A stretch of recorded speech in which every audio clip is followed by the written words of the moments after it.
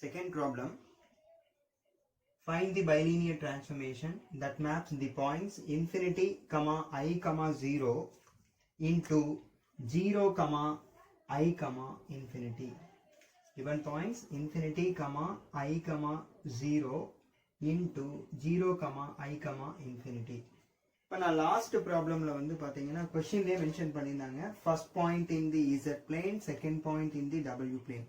But இங்க கொஸ்டின்ல எதுவுமே மென்ஷன் பண்ணல. ஆல்ரெடி நான் சொல்லியிருக்கேன், இந்த மாதிரி கொஸ்டின்ல மென்ஷன் பண்ணல அப்படின்னாலும் first point represents Z plane, second point represents W plane. Okay, solution.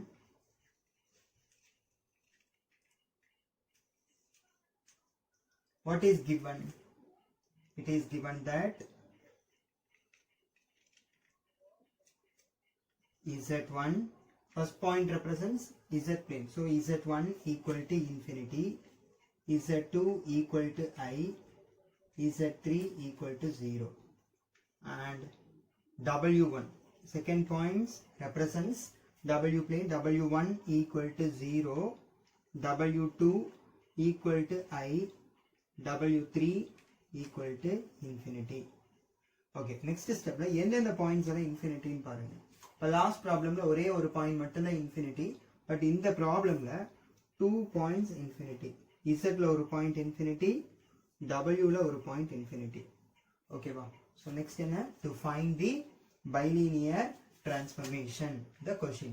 Find the bilinear transformation ங்கறதான் question. Okay, so write down like to find the bilinear transformation. To find the bilinear transformation எழுதி நீட்டா underline பண்ணிடுங்க. Okay, next formula. in bilinear transformation the formula எப்படி எழுதி சொல்லியிருக்கேன். First ஒரு line equal போடுங்க, again ஒரு line. இப்போ நியூமரேட்டர் எப்படி ஃபில் பண்ணும்? W minus W into W minus W. Denominator also W minus W, W minus W. Now right hand side numerator Z minus Z, Z minus Z. Denominator also Z minus Z, Z minus Z. Now suffix part. இப்போ suffixல என்ன பண்ணும்? From second to onwards.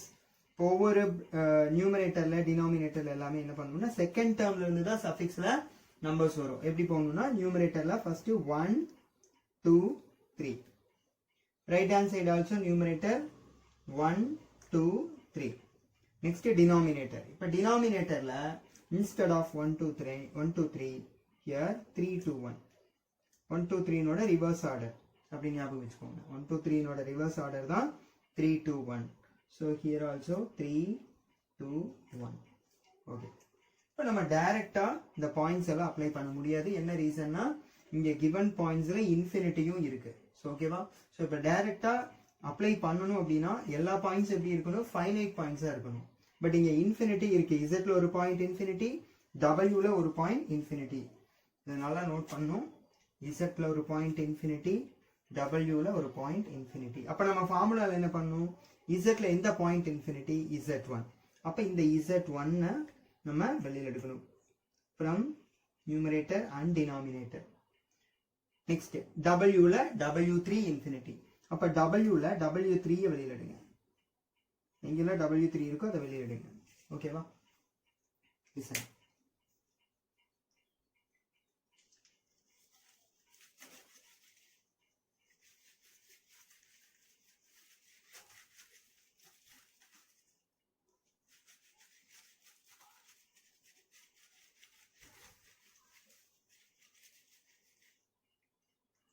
இப்போ W ல W3 வெளியில எடுத்தா W minus W1 as such அப்படியே இருக்கும். அதுல எந்த சேஞ்ச் இல்ல.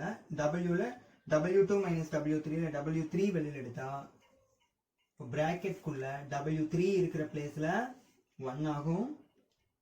அதோட அடிஷனலா இருக்கிற டேர்மோட டினாமினேட்டர்ல W3 வரும். டினாமினேட்டர். நெக்ஸ்ட் டினாமினேட்டர்ல இங்க W3 வெளியில எடுத்தீங்கன்னா பிராக்கெட் குள்ள W3 இருந்த பிளேஸ்ல என்ன வரும்? 1 வரும். அப்ப W3 ஓட அடிஷனலா என்ன டேர்ம் இருக்கு, W இருக்கு. ஸோ அந்த Wக்கு டினாமினேட்டர்ல W3 வரும் into W2 minus W1 as such அப்படியே இருக்கும். அதில் எந்த சேஞ்சும் இல்லை. Now right hand side. இப்போ ரைட் ஹேண்ட் சைடில் எந்த பாயிண்ட் இன்ஃபினிட்டி, Z1. அதனால இப்போ Z1 வெளியில் எடுக்கணும். இப்போ Z1 வெளியில் எடுத்தா பிராக்கெட்குள்ள Z by Z1 மைனஸ் 1. இங்கே அதே மாதிரி தான். Z1 இருக்கிற பிளேஸில் 1 ஆயிரும். அதோட அடிஷனலா இருக்கிற டேர்முக்கு டினாமினேட்டர்ல Z1 வரும் into Z2 minus Z3 divided by, now denominator Z minus Z3 as such அப்படியே தான் இருக்கும். அதுல எந்த சேஞ்ச் இல்லை. அதோட அடிஷனலா இருக்கிற டேர்ம்ல Z1 வெளியில் எடுத்தா பிராக்கெட்குள்ள அந்த இடத்துல 1 வரும். அதோட அடிஷனலா இருக்கிற அந்த Z2 ஓட டினாமினேட்டர்ல Z1 வரும். இப்போ லெஃப்ட் ஹேண்ட் சைடு வாங்க. லெஃப்ட் ஹேண்ட் சைடில் W3 கேன்சல். அதே மாதிரி ரைட் சைடில் Z1 கேன்சல். நவ் சப்ஸ்டிட்யூட் தி வேல்யூஸ். ஓகேவா?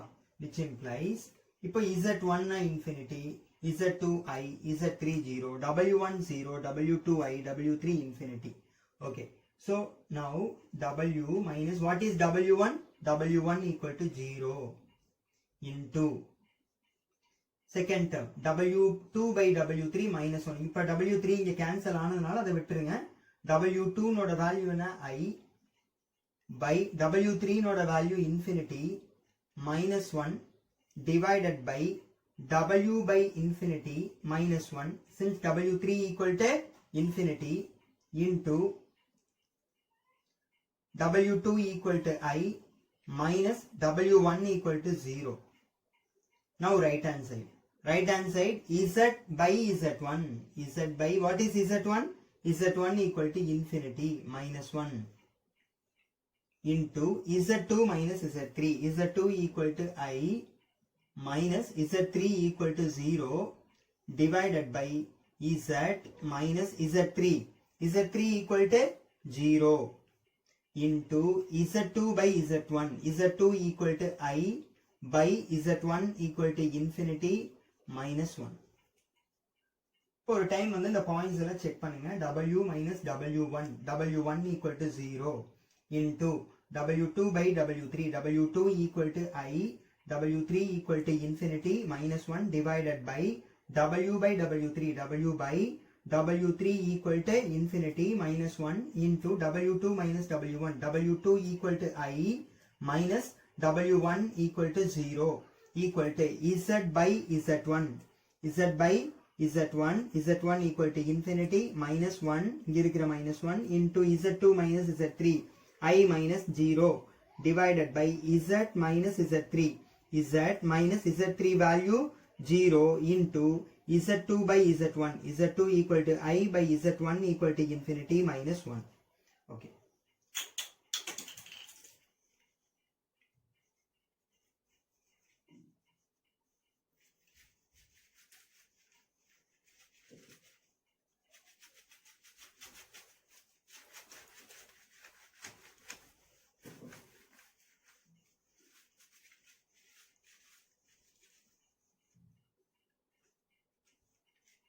Okay, listen. Now I by infinity நோட value. I by infinity ஓட value என்ன 0. I by infinity na 0. W by infinity 0. Right hand side also Z by infinity என்ன ஆயிரும் 0 ஆயிரும். I by infinity 0. So இதெல்லாம் என்ன ஆயிரும் 0 0 0 0. Any finite quantity divided by infinity equal to 0. Okay, we know that any finite quantity divided by infinity equal to 0. So I by infinity 0, W by infinity 0, Z by infinity 0, I by infinity 0.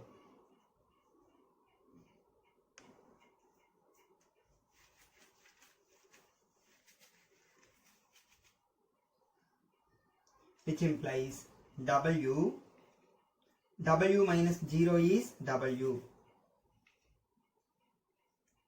into in second term 0 minus 1 divided by here 0 minus 1 into I minus 0 is I equal to right hand side 0 minus 1 into I minus 0 is I by Z minus 0 is Z into 0 minus 1.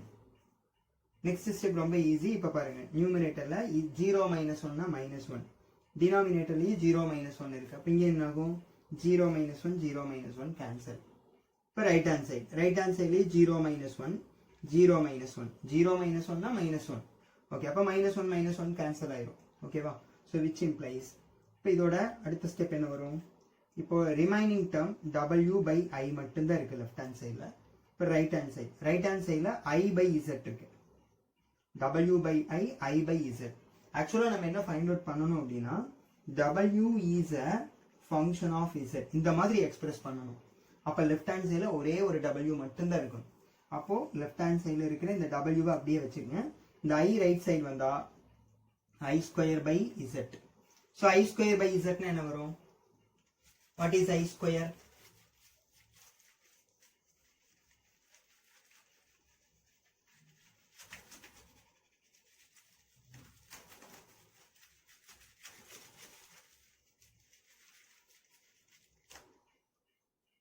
I square equal to minus 1. Here W equal to I square by Z, which implies W equal to minus 1 by Z ங்கிறதா final answer. Okay. இவ்வளவுதான் இந்த final answer. So இந்த expression இப்ப check பண்ணி பாருங்க. இது எப்படி இருக்கு? W is a function of Z. Okay.